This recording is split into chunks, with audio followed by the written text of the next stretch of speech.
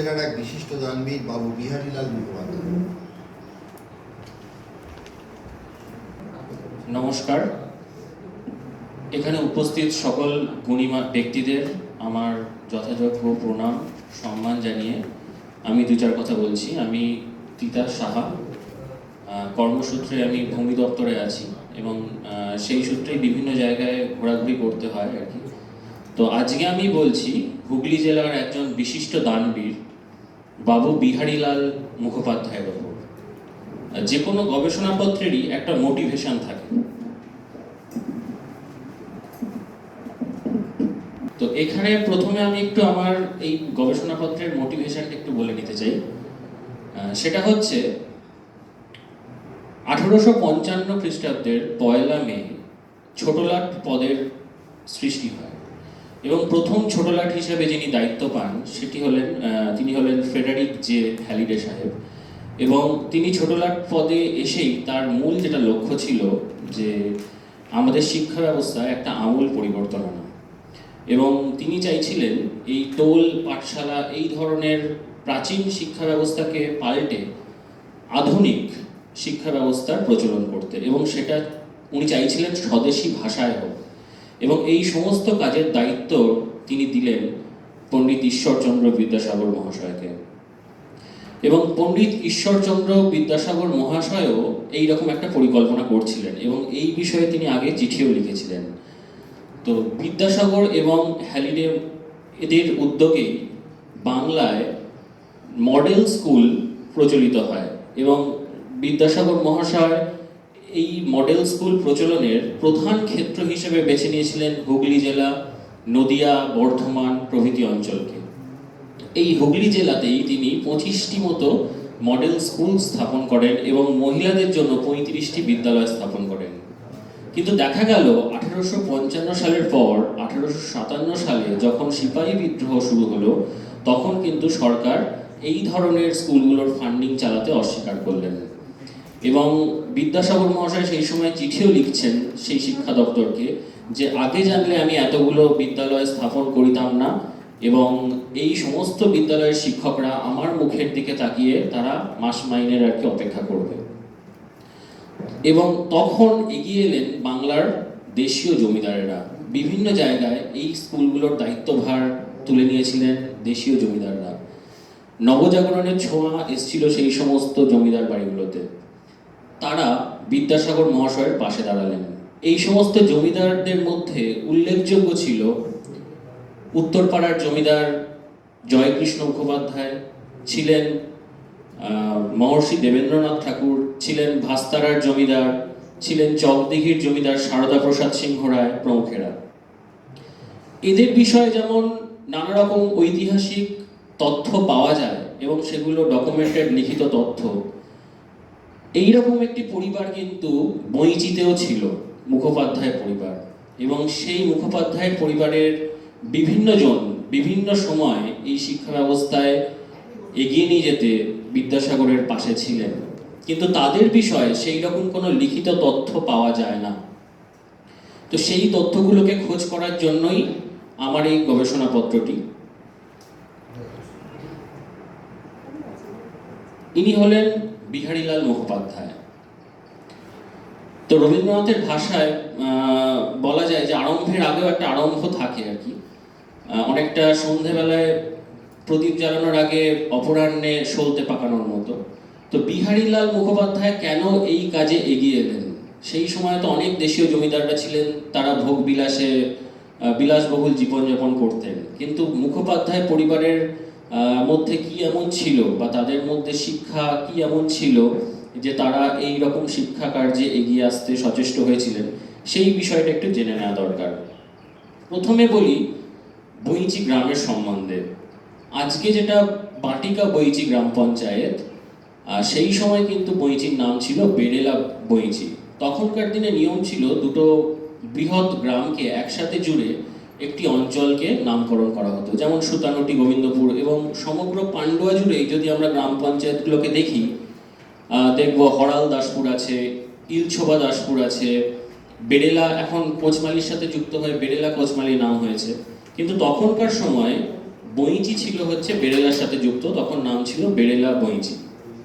এবং বইঁচি গাছের অত্যাধিক আধিক্যের জন্য এই অঞ্চলের নামকরণ করা হয়েছিল বইঁচি। বর্তমানে কিন্তু একটিও গাছ আর খুঁজে পাওয়া যায় না। তো যাই হোক, এই বইঁচির ওপর দিয়েই বয়ে গেছে ধুসি নদী, এবং ধুসি নদীও খুব সামান্য কয়েকটি ডকুমেন্টেই পাওয়া যায় এই নামটি।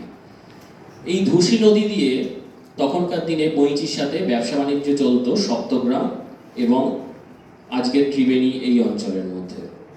এবং ধুসি নদীর তীরে গড়ে উঠেছিল একটি বসতি, এবং এখানে বসবাস করতেন তখনকার দিনের বণিক সম্প্রদায়। তাদের মধ্যে কেউ ছিলেন তাম্বুলি, কেউ ছিলেন গন্ধবণিক, এবং সব থেকে উল্লেখযোগ্য সেখানে বেশ কিছু বংশ বণিকেরা বসবাস শুরু করেছিলেন। এবং কৃষ্ণনগরের মাটির পুতুলের মতো কিন্তু বইঁচির কাঁসারিদের একটা বিরাট নাম ছিল সেই সময়, এবং এদেরকে পালারি বলা হতো। তাদের কানাউঁচু থালার কলকাতার বাজারে ভীষণভাবে চাহিদা ছিল। তো এই বইঁচির পালারিদের একটা সময় বিরাট নাম ছিল। তো এখন সেই সব গৌরব এখন অতীত হয়ে গেছে। তো এইরকমই একটি ব্যবসায়িক পরিবার ছিল এই মুখোপাধ্যায় পরিবার। এই মুখোপাধ্যায় পরিবারের আদি পুরুষ হিসাবে যার নাম পাওয়া যায় তারা হলেন দুই ভাই, একজন রামলোচন মুখোপাধ্যায় এবং একজন রামমোহন মুখোপাধ্যায়।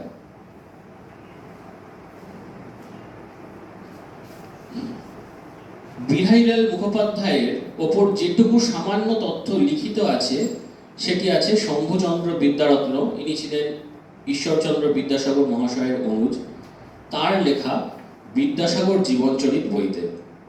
এবং আমরা যদি হুগলি জেলার ইতিহাস ও তৎকালীন বঙ্গ সমাজ দেখি, সেখানে সুধীর কুমার মিত্র কোট আনকোট সেই অংশটুকুই কিন্তু বিহারীলাল মুখোপাধ্যায়ের ওপর তুলে ধরছে। এছাড়া আর কিন্তু কোনো বিষয় সেইখানে আর তুলে ধরা হচ্ছে না।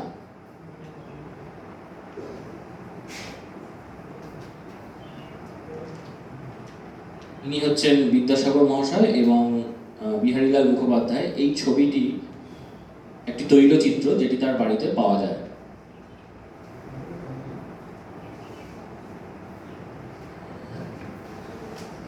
এইটি হচ্ছে মুখোপাধ্যায় পরিবারের একটি ফ্যামিলি ট্রি, যেটুকু যে পাওয়া যায় আর কি। প্রথম আমরা দেখতে পাচ্ছি রামমোহন মুখোপাধ্যায়, তার ছেলে ছিলেন ঠাকুরদাস মুখোপাধ্যায়। এই ঠাকুরদাস মুখোপাধ্যায়ের ছিল রেশমের ব্যবসা, এবং এই রেশম রপ্তানি হতো ইংল্যান্ডে।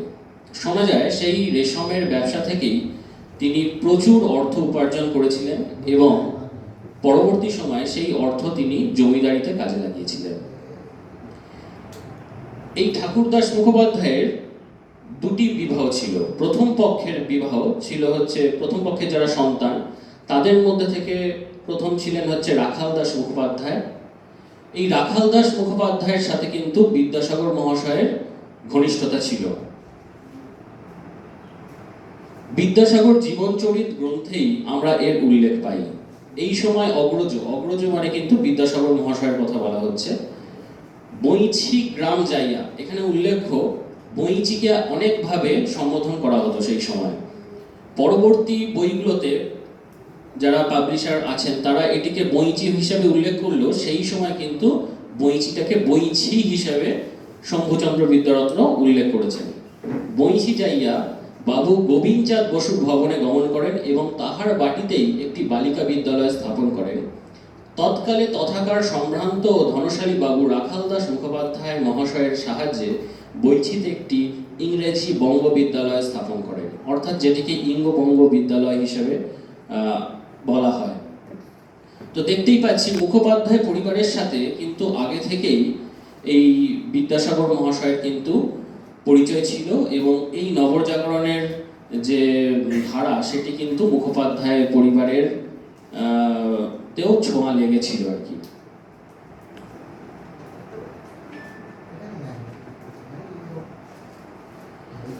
রাখাল দাস মুখোপাধ্যায়ের ছেলে ছিলেন হচ্ছে জানকীনাথ মুখোপাধ্যায়।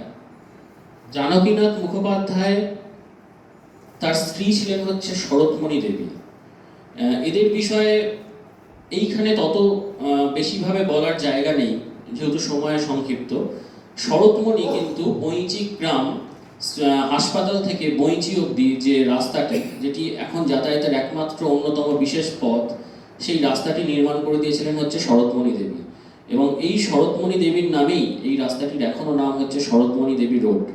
কিন্তু এই তথ্যগুলো কোথাও লেখা নেই, একমাত্র গ্রামের মানুষরাই তাদের স্মৃতিচারণা থেকে এগুলো বলতে পারেন, এবং সেই রাস্তাটি তিনি পাথর দিয়ে বাঁধিয়েও দিয়েছিলেন।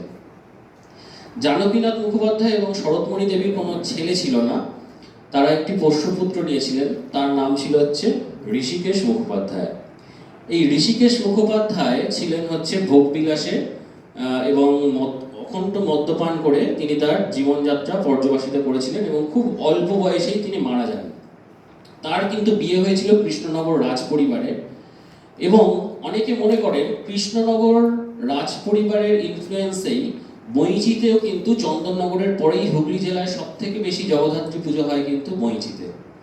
এটা মনে করেন অনেকে যে যেহেতু ঋষিকেশ মুখোপাধ্যায়ের বিয়ে হয়েছিল কৃষ্ণনগর রাজ পরিবারে, তো সেই রাজরানীর হাত ধরেই বইঁচিতে জগদ্ধাত্রী পুজোর আরম্ভ হয়।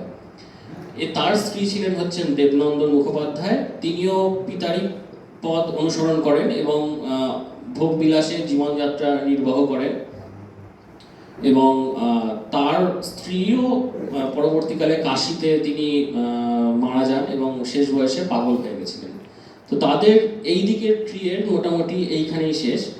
অন্যদিকে ঠাকুরদাস মুখোপাধ্যায়ের দ্বিতীয় পক্ষের স্ত্রী অর্থাৎ বিমলা সুন্দরী দেবীর দুই পুত্র ছিল, একজন হলেন বিহারীলাল মুখোপাধ্যায় এবং অন্যজন হলেন রামলাল মুখোপাধ্যায়।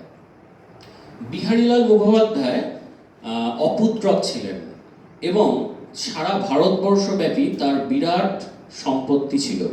তিনি নুনের ব্যবসায় দীঘাতে প্রচুর জমি জায়গা কেনেন, এবং পূর্ববঙ্গে তার বেশ কিছু জমি ছিল, বলাগড়, পুরসুরা সমস্ত জায়গাতেই তিনি তার জমিদারি বিস্তৃত করেন। তো এই বিহারীলাল মুখোপাধ্যায়ের একটি মেয়ে ছিল, এবং তারপরেও দেখা গেল যে মেয়ের যখন বিবাহের পর তারও মেয়ে হলো, তখন তিনি বেশ চিন্তায় পড়লেন। তিনি ভাবলেন যে আমার এই অগাধ সম্পত্তি তার যোগ্য উত্তরাধিকারী কে হবে, এবং এই বিষয়ে তিনি ঈশ্বরচন্দ্র বিদ্যাসাগর মহাশয়কে জানালেন, এবং তিনি এই কথা উল্লেখ করলেন যে পাছে তার স্ত্রীর মনে কষ্ট দেওয়া হয়, সেই জন্য তিনি দ্বিতীয়বার দ্বার পরিগ্রহ করতে অনিচ্ছুক। তো বিদ্যাসাগর মহাশয় কিন্তু এই কথাটি শুনে খুশি হলেন, কারণ তিনিও বহু বিবাহের বিরোধী ছিলেন, এবং পোষ্যপুত্রের ব্যাপারটিও খুব একটা পছন্দের ছিল না, কারণ এর আগেই কিন্তু মুখোপাধ্যায় পরিবারে পোষ্যপুত্র গ্রহণের ব্যাপারটি রয়েছে এবং সেখানে খুব একটা ফলপ্রসূ কিছু হয়নি। তো তিনি যখন চিন্তান্বিত হয়ে বিদ্যাসাগর মহাশয়কে এইরূপ বললেন যে আমার বংশ বোধহয় আর থাকলো না এবং পরবর্তীকালে আমাদের নাম লোপ পাইবে, তখন বিদ্যাসাগর মহাশয় বলিলেন যে পোষ্যপুত্র না নিয়ে তুমি বরঞ্চ তোমার সমস্ত বিষয় সম্পত্তি দেশের কাজে এবং মানুষের সেবায় নিয়োগ করো, এবং এটাই একমাত্র নিজের নামকে বহুকাল স্থায়ী করার একমাত্র পথ। তো বিদ্যাসাগর মহাশয়ের এই পরামর্শ বিহারীলাল গ্রহণ করলেন এবং বিদ্যাসাগর মহাশয়কেই বললেন যে মহাশয় আপনি একখানি তাহলে উইল প্রস্তুত করিয়া দিন, যে উইলে লেখা থাকবে যে আমার সম্পত্তি কিভাবে কিভাবে দেশের সেবায় নিয়োজিত হবে। তো বিদ্যাসাগর মহাশয় সেই সময় একটি উইল প্রথমে তিনি তার খসড়া তৈরি করলেন এবং পরবর্তীকালে সেই উইলটি বিভিন্ন আইন বিশেষজ্ঞদের দেখিয়ে সেই উইলখানি তুলে দেন বিহারীলাল মুখোপাধ্যায়ের হাতে। বিহারীলাল মুখোপাধ্যায় উইলটি দেখে বেশ খুশি হলেন এবং এই উইলখানি তখন সেই সময় 1877 খ্রিস্টাব্দের 1277 সালের 25শে শ্রাবণ এই উইলটি রেজিস্ট্রি করানো হলো। এরপর বিহারীলাল মুখোপাধ্যায় যখন মারা যান, তখন তার স্ত্রী কমলে কামিনী দেবী সেই উইল মোতাবেক তার সমস্ত স্বপ্ন পূরণের দায়িত্ব হাতে তুলে নিলেন। এই উইলটি কলকাতা হাইকোর্টের মহাফেজখানায় এখনো সংরক্ষিত আছে এবং সেটি বিদ্যালয়ের কাছেও একটি কপি আছে।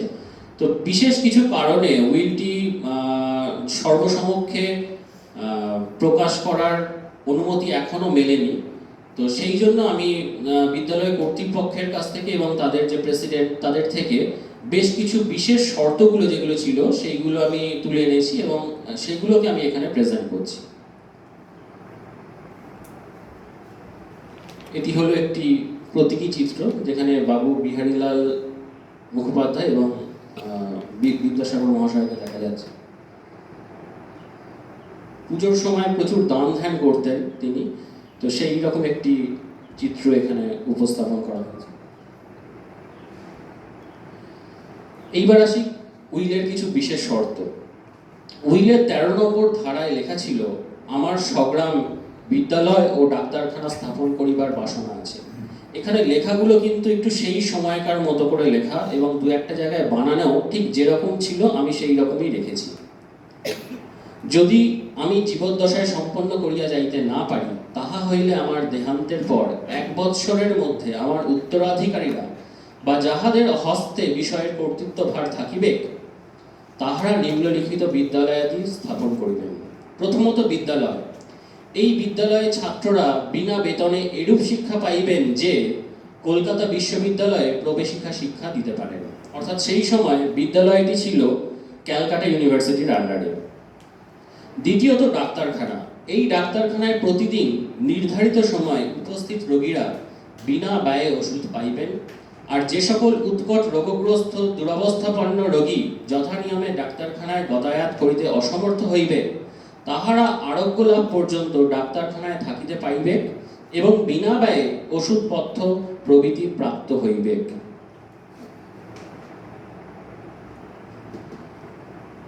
এই উইলটি যখন, যে কোনো উইলেরই নিয়ম হচ্ছে তাকে প্রবেট করাতে হয়। এই উইলটি যখন প্রবেট করানোর সময় এলো তখন কিন্তু আর একটি ঝামেলা উপস্থিত হলো। কারণ রামলাল মুখোপাধ্যায়ের একটি ছেলেকে বিহারীলাল মুখোপাধ্যায় পোষ্যপুত্র নিতে চেয়েছিলেন। এটি মুখোপাধ্যায়ের পরিবারের কাছ থেকেই শোনা আমার, এর কোনো লিখিত কিন্তু কোনো তথ্য নেই। কিন্তু রামলাল মুখোপাধ্যায়ের একটি চিন্তা ভাবনা ছিল যে যেহেতু আমার ভাই অপুত্রক, তাই তার মৃত্যুর পরে সমস্ত সম্পত্তি তো আমিই পাবো, তাহলে আর অযথা পুত্রকে অন্যের হাতে পোষ্যপুত্র করে পাঠানোর কি দরকার। তো সেই সময় প্রবেট নেওয়ার সময় দেখা গেল যে তার ভাই একটি পার্টি হয়ে গেছে। কিন্তু এই উইলে বিদ্যাসাগর মশাই শর্তগুলো এমনভাবে সাজিয়েছিলেন এবং এই উইলটি যেহেতু রেজিস্ট্রি করানো ছিল, তাই প্রথমে হুগলি জেলার আদালতে উইলটির বিপক্ষে রায় দিলেও পরবর্তীকালে এই মামলা যখন প্রিভি কাউন্সিল অবধি গড়ায় তখন তারা সঠিক বিচার পান এবং কমলে কামিনী দেবী এই উইলটির প্রবেট পান এবং তারপর তার স্বামীর স্বপ্ন পূরণে ঝাঁপিয়ে পড়েন। এবং প্রথমে তিনি যে ডাক্তারখানা বা দাতব্য চিকিৎসালয়টি নির্মাণ করেন সেটি হলো এই বিহারীলাল মুখার্জি প্রাথমিক শিক্ষা কেন্দ্র। আগে কিন্তু বিদ্যালয়টি এই স্থানে ছিল, ডাক্তারখানাটি অন্য জায়গায় ছিল, পরে বিদ্যালয়ের জায়গায় এই দাতব্য চিকিৎসালয়টি স্থানান্তরিত হয়েছে।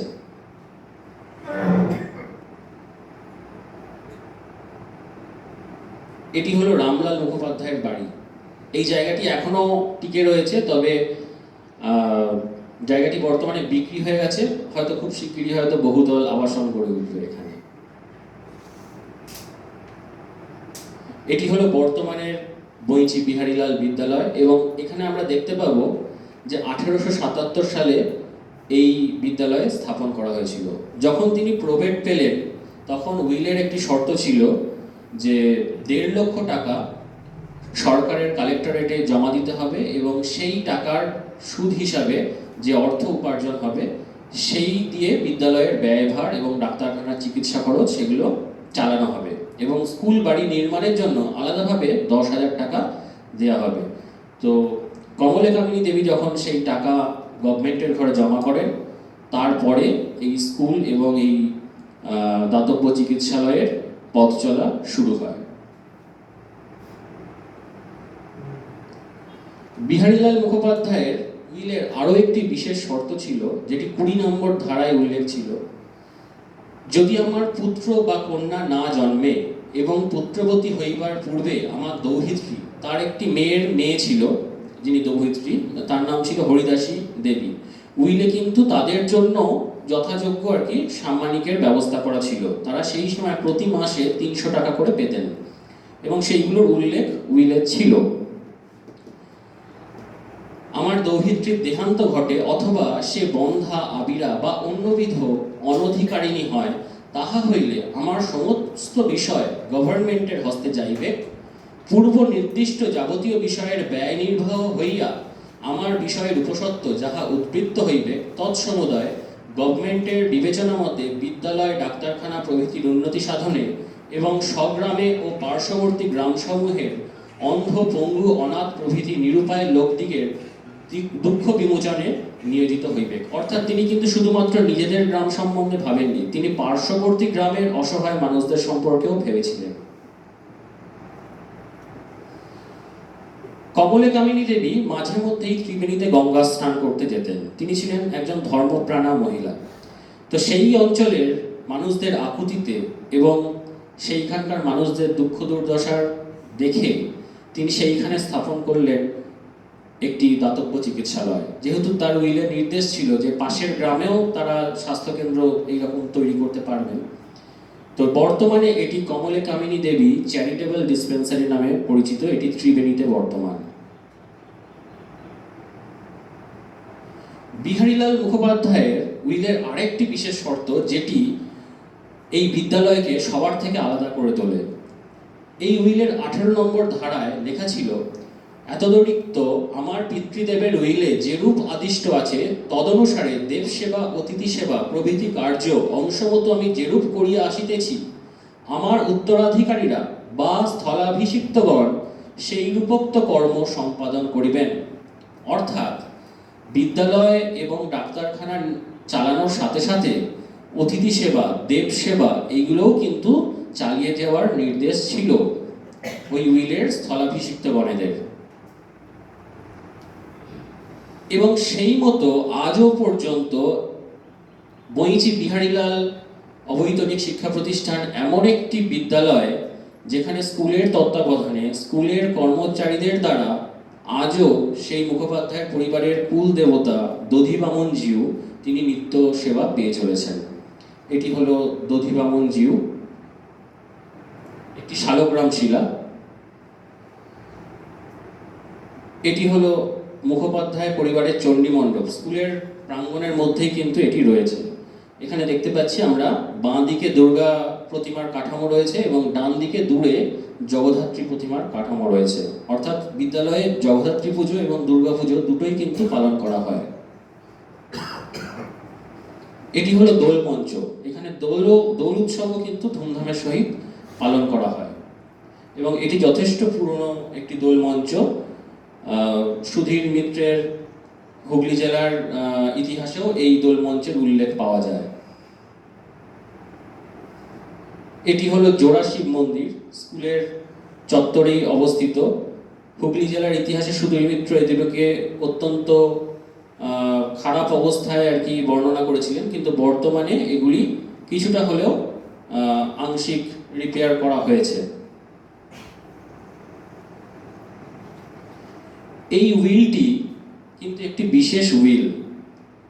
বিবি মিত্রের সম্পাদনায় দ্য ইন্ডিয়ান সাকসেশন অ্যাক্ট যখন ইস্টার্ন ল হাউস প্রকাশ করে তখন আইন বিশেষজ্ঞরা কিন্তু এই উইলটির কথা ভোলেননি এবং এই উইলটিকে একটি মডেল উইল হিসাবে তারা সেই বইতে কিন্তু স্বীকৃত দিয়েছিল। এইটি হলো সেই ইন্ডিয়ান সাকসেশন অ্যাক্টের বই এবং এখানে উইল বলে যে সেকশনটি আছে এখানে দেখলে আমরা দেখতে পাই বিহারীলাল মুখার্জি অফ বইচি তার কিন্তু উল্লেখ রয়েছে। উইলের তফসিলি অংশটি একটি গুরুত্বপূর্ণ অংশ।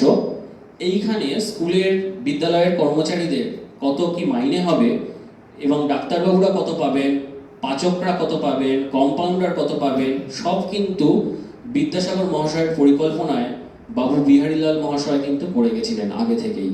এবং সেখানে দেখতে পাচ্ছি একজন সরকারি কর্মচারী সেই সময় সেই পদে থেকে যা মাইনে পেতেন, এখানে তখন বইচি অবৈতনিক বিদ্যালয়ে কিন্তু সেই বিহারীলালের টাকাতেও সেই কর্মচারীরা কিন্তু সেই পরিমাণই অর্থ পাচ্ছেন। এখানে দেখা যাচ্ছে প্রথম শিক্ষক পাচ্ছেন 90 টাকা, এবং 5 জন শিক্ষক রয়েছেন, 2 জন পণ্ডিত রয়েছেন, সব মিলিয়ে মাসে প্রায় 500 টাকা, সেই সময় কিন্তু অনেকটাই টাকা আর কি খরচ হচ্ছে। বিদ্যালয়ের কিছু অংশ, এটি ছিল হচ্ছে আগেকার সময়ে মূল প্রবেশদ্বার এবং কাছারি বাড়ি সংলগ্ন। এটি ছিল অন্দরমহল। এটি বাবু বিহারীলাল এবং বিদ্যাসাগরের স্মৃতি বিজড়িত একটি টেবিল, যেটি স্কুল কর্তৃপক্ষ দ্বারা সংরক্ষিত। এটি চণ্ডী মণ্ডপ, যেখানে এখনো দুর্গা প্রতিমা এবং হৈমন্তিকা বা জগদ্ধাত্রীর পুজো সম্পন্ন হয়। এটি একটি গুম ঘর, এখানে একটি সুড়ঙ্গ ছিল, এখানে সুড়ঙ্গের মুখটি দেখা যাচ্ছে। এই সুড়ঙ্গটি কিন্তু গিয়ে পাশে একটা পুকুরের মুখের সাথে উঠত। প্রবীণ মানুষেরা এটিকে ওপেন অবস্থায় দেখেছেন, কিন্তু পরবর্তী কালে যখন 1952 সালে ভারত সরকার বললেন যে সমস্ত সুড়ঙ্গর মুখ বুঝিয়ে দিতে হবে, তখন স্কুল কর্তৃপক্ষ এটাকে দুদিকেই এটাকে ক্লোজ করে দেয়। উপসংহার হিসাবে বলতে পারি যে এই বিদ্যালয় এবং এই দাতব্য চিকিৎসালয় এর ভূমিকা কিন্তু ছিল সেই সময় অনবদ্য, এবং এর হাত ধরেই বইচিতে শিক্ষার আলো প্রবেশ করে। বিভিন্ন গেজেটিয়ার্স এবং অন্যান্য যে প্রামাণ্য নথিগুলো আছে, সেখান থেকে দেখা যায় সেই সময় হুগলি জেলার বইচি অঞ্চলে ছিল ম্যালেরিয়া, কলেরা, বসন্ত প্রভৃতি রোগের প্রাদুর্ভাব, এবং এর সাথে ছিল হচ্ছে সর্পদংশন। তো সেই সময় এই চিকিৎসালয় কিন্তু মায়ের মতো সেই সমস্ত দুস্থ, অনাথ, পঙ্গু এই সমস্ত লোকেদের কিন্তু সেবা যত্ন করে এসছে, বিনা পয়সায় ওষুধপত্র প্রভৃতি প্রদান করে এসছে। কিন্তু বিহারীলাল মুখোপাধ্যায় বা মুখোপাধ্যায় বংশের ব্যাপারে সেরকম কোনো লেখা এখনো অবধি পাওয়া যায় না, এবং যতটুকু আমাদের নির্ভর করতে হয় প্রবীণ মানুষদের স্মৃতিচারণা এবং তাদের বলা বক্তব্যের ওপর। তো এই বিষয়ে যদি আরো পরবর্তীকালে গবেষণা হয়, তাহলে এইটি হুগলি জেলার আঞ্চলিক ইতিহাস চর্চার ক্ষেত্রকে আরো সমৃদ্ধ এবং সম্ভাবনাময় করে তুলতে পারে বলে আমার বিশ্বাস। এইগুলো হচ্ছে আমার রেফারেন্স। ধন্যবাদ। খুব দু একটা প্রশ্ন হতে পারে যদি কেউ করেন। দু একটা প্রশ্ন। ইতিহাস খুব সুন্দর কাজ করেছেন আপনি। বিষয়টা এরকম যে ক্ষেত্র সমীক্ষা কাকে বলে, ওরাল হিস্ট্রি কাকে বলে, আপনার এই কাজের মধ্যেই প্রতিফলিত হয়েছে। একটা বিষয় সেটা হচ্ছে